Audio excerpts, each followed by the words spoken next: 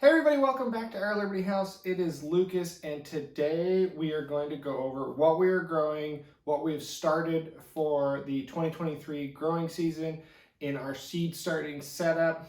We started seeds about 5 weeks ago. If you haven't checked out how we built this new seed starting setup, be sure to go back and check out that video. But today I'm just going to go over what we're growing, some stuff from the past years that we're going to grow again, and some new stuff that we're excited to try. So let's jump in and go over the seeds.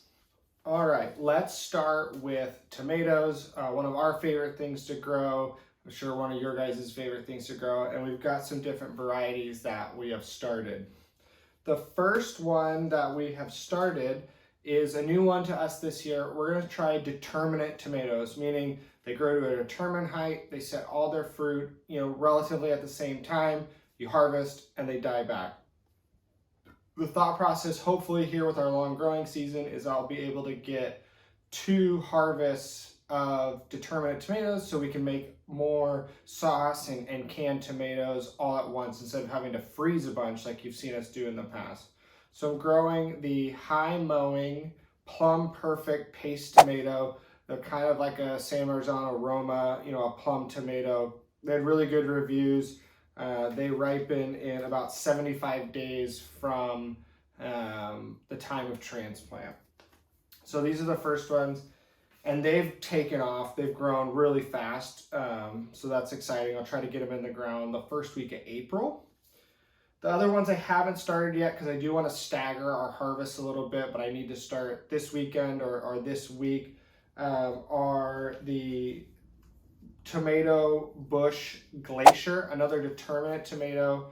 It's a Glacier variety from Botanical Interest. Never tried these, did a lot of research. They're supposedly a good, quick 55 days from transplant.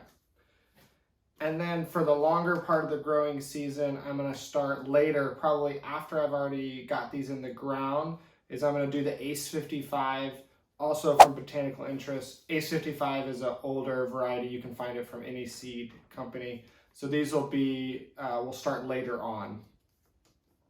So that's our determinate tomatoes. Really excited to try that. We've never grown them before. So stick tuned with us for our summer garden tours to see how the determinates work for us. In the indeterminate pile here, we're going back to the Renee's garden, black Krim, indeterminate tomato, vining tomato. These were awesome. We grew them last year. They were a hit at home, a hit when we shared them with friends, just super meaty and flavorful. Would highly recommend black Krim, specifically this Renee's garden. It produced pretty much all through the year and didn't have a lot of disease issues. So these were great, big slicing, dark purple, red, black Krim tomatoes. So we've started a whole bunch of these, and some other ones we're excited about. We're going to go back to the San Diego Seed Company Green Zebra. These tomatoes, just fell in love with them a couple years ago.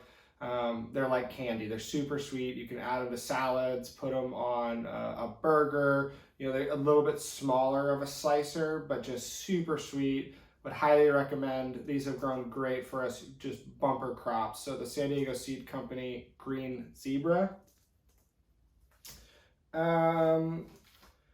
We're not going to do a red cherry tomato this year. We're just going to mix it up a little bit. So we went with all-time favorite for a lot of people, the Sun Gold tomato. My parents have grown them for years in the Sacramento area and have huge crops. Very sweet, delicious, just kind of like snack right off the vine tomato. So these are the Sun Gold, also from Botanical Interest. Picked them up at a local store here. A couple other things that we have from years past. San Marzanos, these were a staple in our garden last year. So I just started some. I'll probably see where they fit in, kind of trying to replace the San Marzano indeterminate with our determinate plum tomatoes. But I'm still gonna grow them. We had huge crops. I think we grew 6 last year, froze like 40 pounds of tomatoes before we made sauce. So Would recommend the San Marzano from San Diego Seed Company. Disease resistant, heirloom variety, good big clusters of fruit. Another one we didn't grow last year that we are starting again this year to try. These seeds are like 3 years old. It's the Berkeley tie-dye tomato from San Diego Seed Company. You can just tell these seeds are a little bit old. The progress of them compared to the new seeds. These are only about 3-4 inches tall right now. Where the newer seeds that we got, the black Krim, the Plum perfects, those could go in the ground tomorrow if it was warm enough. But we're still gonna give them a shot. These were super sweet, fun, just a tie-dye tomato. And then also, probably my last year trying to start tomatillos. I don't know what the deal is. They get super leggy. You can see this one is one of the good ones. The rest of them just kind of look like a piece of spaghetti. So if you have some tips on starting tomatillos, please let me know. But these are the Johnny's Super Verde F1. They were really great when we do get them to start well. They put out quite a few tomatillos. We make some like green enchilada sauce and some salsas and stuff like that over the summer. So that is all of the tomatoes that we are growing. And let's move on to the peppers that we've started. So I'll start with, just a few hot peppers. We've really gone away from, growing all sorts of crazy hot peppers. We kind of just have a few staples that we like to stick to. That one being just a regular jalapeno. These are from Botanical Interest. They're called the early jalapeno.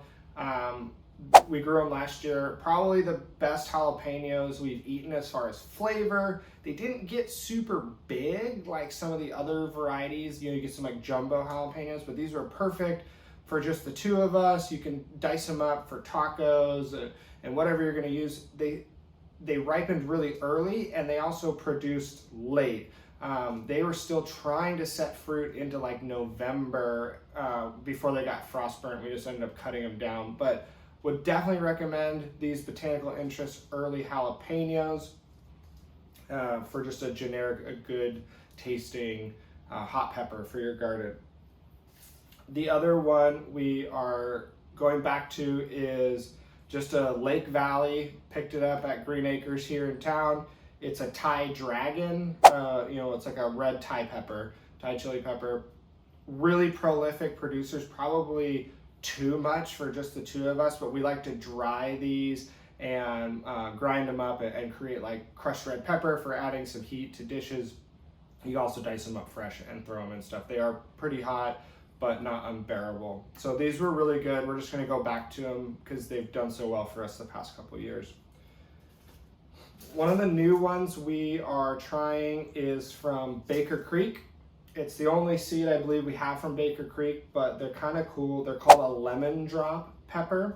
Bright yellow. They almost look like a shishito, if you're familiar, the style of pepper. And they're supposedly like less hot than a jalapeno. They're sweet. They have like a lemony flavor. So we're gonna give these a shot. Really the only other truly hot pepper we're growing.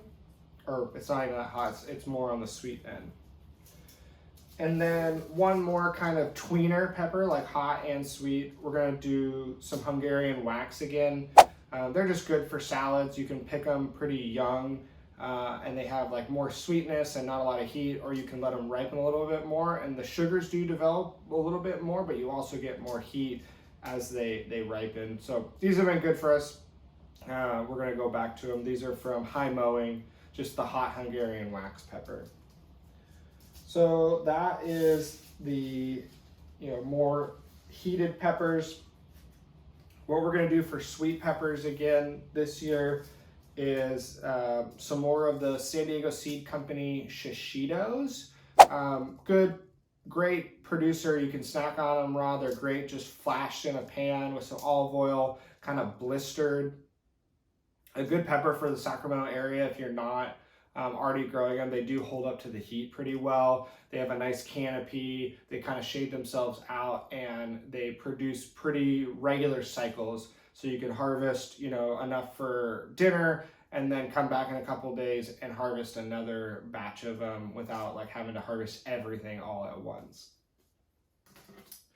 Another one, we had some more seeds, so we're going to try them again. I have not had good luck with these Row 7 habanadas.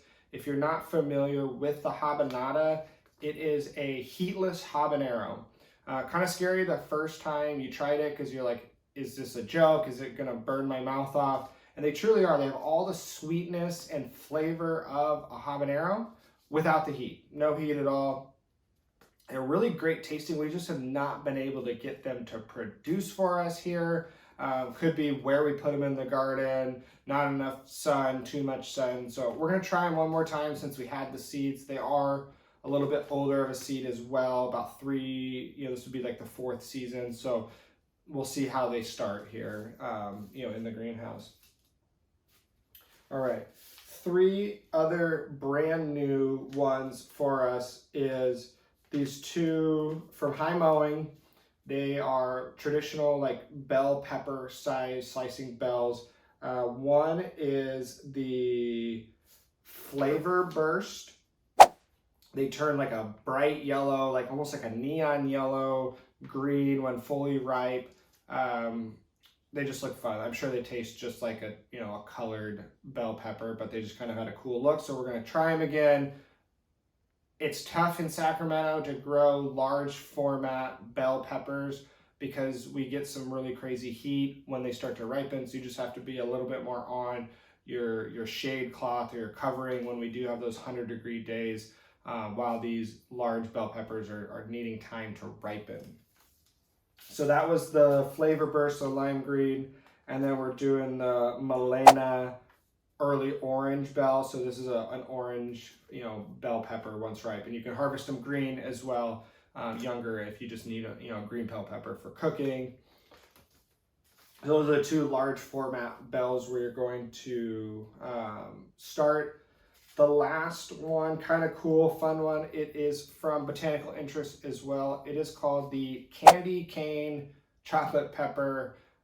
Typically I don't do the like weird fun peppers, but this one was just looked too fun to pass up. Multicolored peppers with like green and colored striping, and then also the leaves are variegated, which is kind of cool. And you'll see even the baby leaves that we've started, they have some variegation, so it's kind of cool to see these. And these are more of a snacking style, smaller sweet pepper. So excited just to try these as something fun. So that is really all of the early starts that we're doing. I'm sure we'll be starting some different flowers here soon, and direct sowing, you know, beans, squash, different things like that. And we'll show you guys those in our garden tours. But as far as starting in the greenhouse, those are the tomatoes and peppers that we are starting. I really appreciate your guys' time. Make sure you check out, again, the seed starting setup if you're interested in having something like this.